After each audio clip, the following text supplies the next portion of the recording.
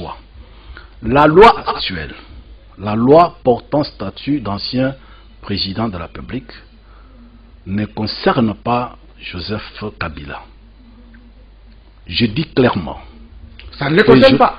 Joseph Kabila ne réunit pas les conditions posées par la loi pour bénéficier du statut d'ancien président de la République. Comment ça? L'étude par l'article 2 de la loi portant statut d'ancien président de la République, qui dit ceci. Allez-y. Il est dit à cette disposition légale, au point 1, au sens de la présente loi, on entend par ancien président de la République élu, tout citoyen congolais qui a accédé par élection aux fonctions de président de la République. Première condition. Les a exercés et les a quittés conformément à la Constitution. 3 conditions. Est-ce que Joseph Kabila avait accédé aux fonctions du président de la République, son dernier mandat, par voie d'élection? Oui. 2006-2011. 2006-2011. Est-ce qu'il les a exercés conformément à la Constitution? La 3e condition. J'ai dit que toutes les 3 conditions sont cumulatives. Si l'une manque, vous n'êtes pas éligible. Ah bon? Alors, est-ce qu'il les a exercés conformément à la Constitution? Là, je dis non, parce que nous avons assisté à des emprisonnements politiques, à des assassinats, à beaucoup de choses que la Constitution proscrit. Et donc, son mandat, pour le 2e critère, ne l'a pas exercé conformément à la Constitution.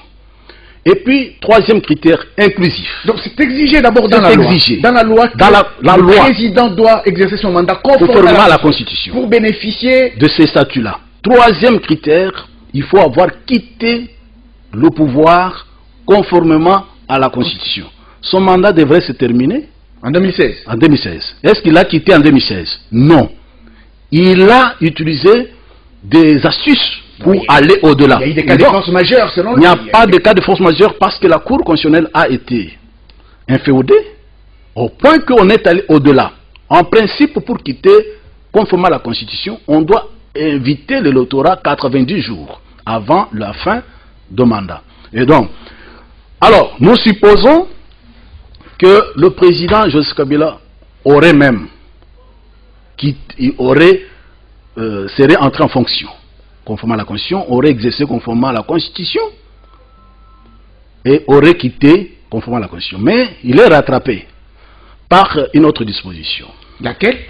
C'est l'article, nous lisons les 2 articles 23 et 24. 23 et 24. Les droits et avantages mentionnés dans la présente loi n'ont pas d'effet rétroactif.